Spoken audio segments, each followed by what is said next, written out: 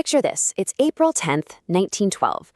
The RMS Titanic, the biggest, most magnificent ship the world has ever seen, is about to set off on its very first voyage. It's just this incredible spectacle of luxury and raw ambition, carrying everyone from millionaires to poor immigrants, all of them dreaming of a new life. The air is just electric with possibility. And you know what was fueling all that excitement? This one single powerful claim, supposedly from an executive at the company that built it. This ship was unsinkable. Wow. A statement of such supreme confidence that would soon become one of the most tragic and famous ironies in all of history. So, where did this unsinkable legend even come from? Well, you have to understand, this was so much more than just a ship. It was a towering symbol of industrial power and over-the-top luxury.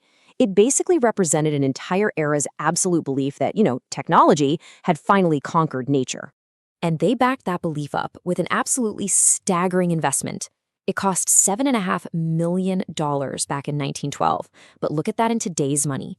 $400 million. I mean, come on. This wasn't just a boat, it was a floating monument. A declaration in solid steel that humanity was now in charge. And when I say a floating palace, I am not kidding. Just look at this list. A heated swimming pool, a gym, even Turkish baths on a ship in 1912. This wasn't about getting from point A to point B. This was about experiencing a level of luxury most people couldn't even imagine. And all that opulence, it just made the ship feel invincible, reinforcing this idea that absolutely nothing could go wrong. But of course, something went horribly, horribly wrong. And here's the thing. The sinking wasn't because of one single catastrophic mistake. No, it was a chain reaction.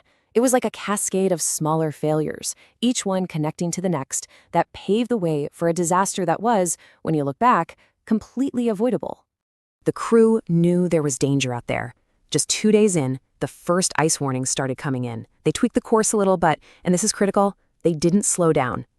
Then, on April 14th, the day of the disaster, they received 7 more warnings. 7! And still, the Titanic just steamed ahead, full throttle, racing toward that exact moment when a lookout named Frederick Fleet would spot absolute disaster right in their path. Which just brings us to the big, glaring question, doesn't it? With at least 8 different warnings about a massive ice field dead ahead, why on earth didn't they just slow down? Well, it was a perfect storm of just terrible luck and all too human error. First, there was no moon that night, so visibility was practically zero. Second, the freezing winds were making the lookout's eyes water, blurring his vision. And finally, in that one critical moment, the steersman, he panicked. For just a second, he turned the wheel the wrong way, toward the iceberg. So, at 11:40 p.m., just 60 seconds after the warning, it was too late. The Titanic scraped along the side of that massive iceberg. For 10 long, agonizing seconds, you could just hear the ice tearing into the ship's hull. And in that moment, the myth of the unsinkable ship was shattered for good. Okay, so why did its famous safety features fail so spectacularly?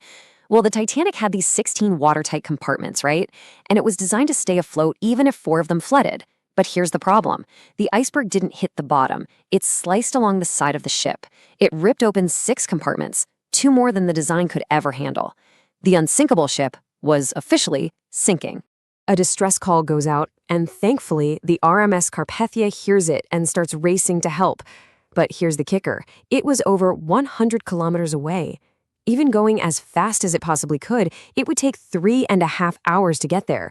3.5 hours that the Titanic just did not have. And as total chaos erupted on the decks, another deadly flaw became terrifyingly obvious. The ship only had enough lifeboats for about half of the 2,200 people on board. 1,000 people had absolutely no way to escape. Why? Well, because the ship was unsinkable, so why would they need more?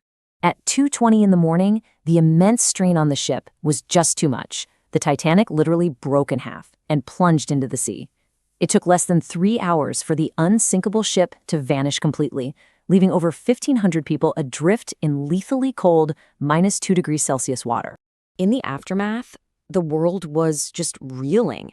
Everyone demanded to know how this could have possibly happened. The search for who to blame started right away. But investigators pretty quickly realized the answer wasn't simple. It was this whole complex web of failure. So the investigation zeroed in on several key people. You had Captain Stanley Lord of a nearby ship, the SS Californian, who actually saw the Titanic's distress rockets but just dismissed them. There was Captain Edward Smith, for barreling ahead and ignoring all those ice warnings, J. Bruce Ismay, the company man who might have been pushing for a speed record, and, of course, Robert Hitchens, the steersman who made that fatal error at the wheel. But in the end, no single person was ever found to be solely responsible. The blame was layered. You have the direct human error from the crew, right? Then you have the corporate pressure to make headlines. And underneath it all, a massive systemic failure in regulations that ever allowed a ship to sail with so few lifeboats. But, out of this almost unimaginable tragedy came a really powerful legacy. The sinking of the Titanic served as a brutal wake-up call for the entire world, and it sparked a revolution in maritime safety that has saved countless lives ever since. The changes were immediate, and they were huge. The International Ice Patrol was created to keep an eye on icebergs in the North Atlantic. New laws made it mandatory to have lifeboats for every single person on board. A no-brainer, right? And a 24-hour radio watch became the law to make sure no distress call would ever go unanswered again. And all of these changes got formalized in a new treaty called SOLAS. That stands for the International Convention for the Safety of Life at Sea. It basically created the global safety rulebook for ships that's still used today. For over 70 years, the great ship was just gone, lost to the world. Then, in 1985, its wreckage was finally found. It's resting almost 4 kilometers down at the bottom of the ocean, a silent monument to the night the Unsinkable sank. So, here we are, over 110 years later. What is the most important lesson the Titanic has for us today? I mean, our technology now is something its builders could have never even dreamed of, yet we're still fascinated by this story. Maybe it's just a timeless warning about hubris, a powerful reminder that no matter how advanced we get, we can never completely escape human